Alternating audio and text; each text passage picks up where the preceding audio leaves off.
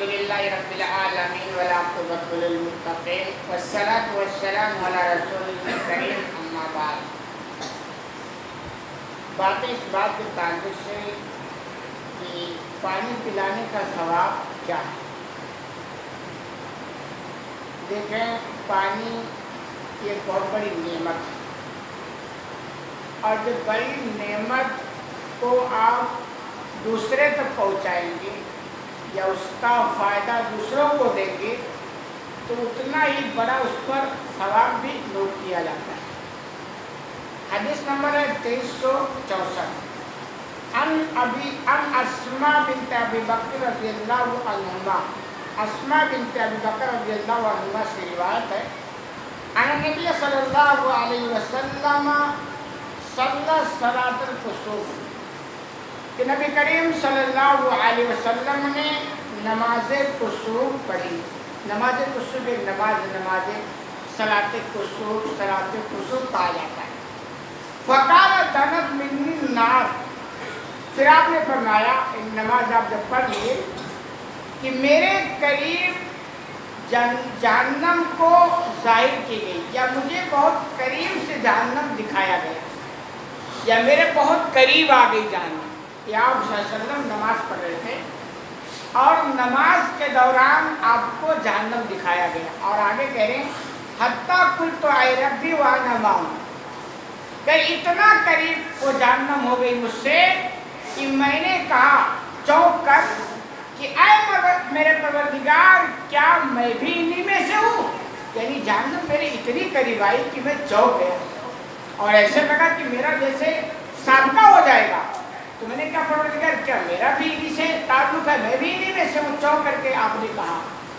تو دیکھیں، دنیا میں دوران نماز میں آپ کو جہنم دکھائی، ویسے بھی معراج میں بھی آپ کو دکھایا گیا، تو یہ آپ کی خصوصیات ہیں۔ آپ کہو گے جہنم کیسے آپ کو دکھا دیا گیا، سمجھ میں نہیں آتا ہے۔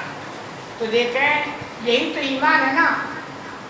آپ کہیں نبی کی جو بات ہمارے سمجھ میں آ گیا اس کو تو مانتے ہیں، جو سمجھ میں نہیں آیا نہیں مانیں گے، ایمان نہیں، یہ نبی پر ایمان نہیں، یہ تو آپ کو اپنی سمجھ پر ایمان آ رہا کہ آپ کو سمجھ میں آ گیا، دماغ میں بات پڑ گئی تو آپ مان گئے، نہیں بیٹھی تو نہیں مانے، تو ایمان نہیں۔ ایمان کا مطلب یہی ہے کہ سمجھ میں آیا تب بھی مان جاؤ، اور نہیں سمجھ میں آیا تب بھی مان جاؤ۔ آپ خواب دیکھتے ہیں، کبھی سمجھ میں آتا خواب کیا تھا، کہاں سے آیا، کیا ہو گیا؟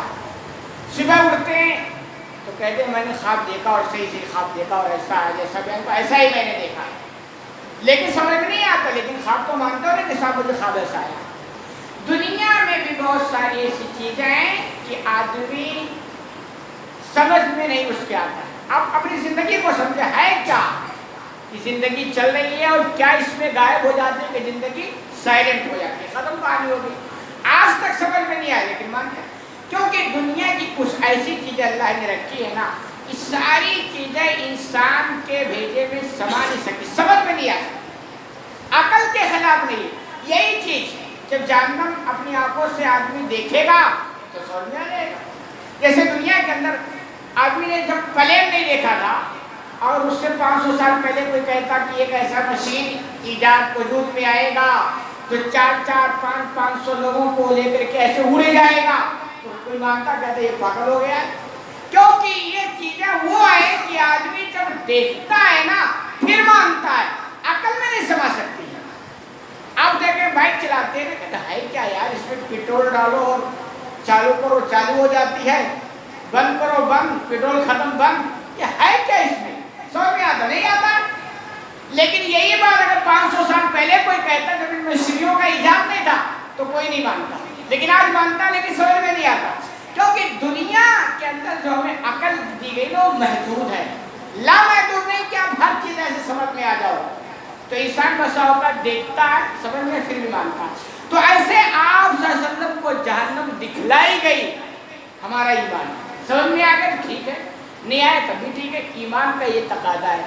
آپ نے اگر شبہ بھی کیا نا کہ کیا پتا نبی کریم صلی اللہ علیہ وسلم نے ایسے ہی گڑھ کے بیان کیا، اتنا آپ نے شبہ کیا نا، آپ کے ایمان کا بیڑا غرق ہو گیا، ختم ہو گیا ایمان، شبہ نہیں کر سکتے، کیونکہ ایمان کا حصہ ہے کہ نبی نے جو کچھ کہا اس پر آمنا اور صدقنا کہہ دینا ہے۔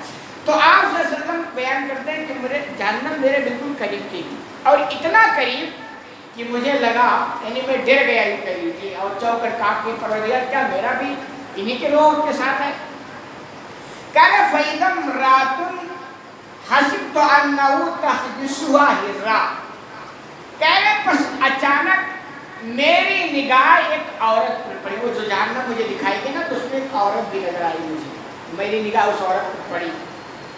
راوی کہتے ہیں کہ غالباً میرا گمان ہے آپ نے یہ بھی کہا تھا اس عورت کو ایک بلی نوچ رہی ہے، بڑی خطرناک سزا ہوتی ہے۔ بھئی آپ کو اگر ایسے کبھی کبھی دنیا میں بھی کسی جرم کی سزا یہ ہوتی ہے کہ آدمی کو باندھ دیا جاتا اور اس سے کاٹنے والے کتے اس پر چھوڑ دیے جاتے، بڑی دردناک سزا ہوتی ہے، کیونکہ وہ ٹینشن اور ڈر کی جو تکلیف جسمانی طور پر وہ تو ہے ہی ہے نا، ایک ٹینشن اور ڈر کی بھی سزا یہ ہوتی ہے۔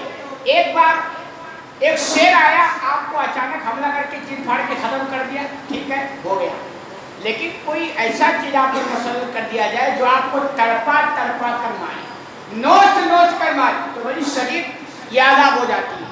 تو ایسے آپ کہہ رہے ہیں میں دیکھا ہے نہیں، راوی بیان کرتے غالباً آپ نے بھی فرمایا اس عورت کو بلیت نوچ رہی ہے، اور جائز سی بات ہے جہنم کی ہر چیز تو خطرناک ہے، جہنم کی آگ بھی دنیا کی آگ سے 70 گنا زیادہ تیز ہے، تو ایسے ہر چیز وہ کئی گنا ہے، تو ایسے بلی بھی جو جہنم کی ہوئی نا وہ بھی خطرناک ہوئی، تو وہ نوچ رہی ہے۔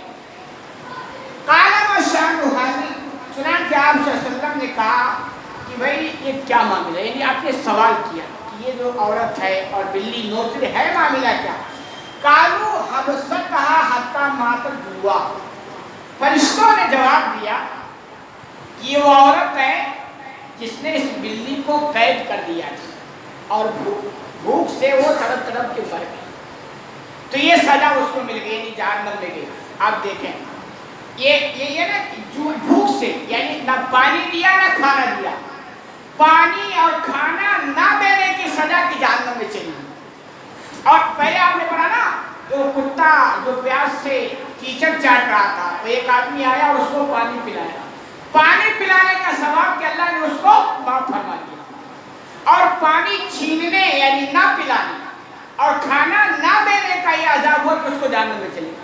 اس چیز کو آپ اچھی طرح سمجھیں اور اپنی زندگی میں اس چیزوں سے اجتناب کریں کہ آپ کی زندگی میں ظلم و زیادتی نہیں آنی چاہیے، آپ بھلائیاں کرنا سیکھیں دوسروں کے۔ اب یہ دیکھیے ایک جگہ بھلائی کس کے ساتھ ہو رہی ہے؟ کتے کے ساتھ، اللہ کو بہت پسند آئی ہے بھلائی، یہ بھلائی کا کام ہے نا، اور اللہ نے معاف فرما دیا۔ دوسری طرف ظلم کس کے ساتھ ہو رہا ہے؟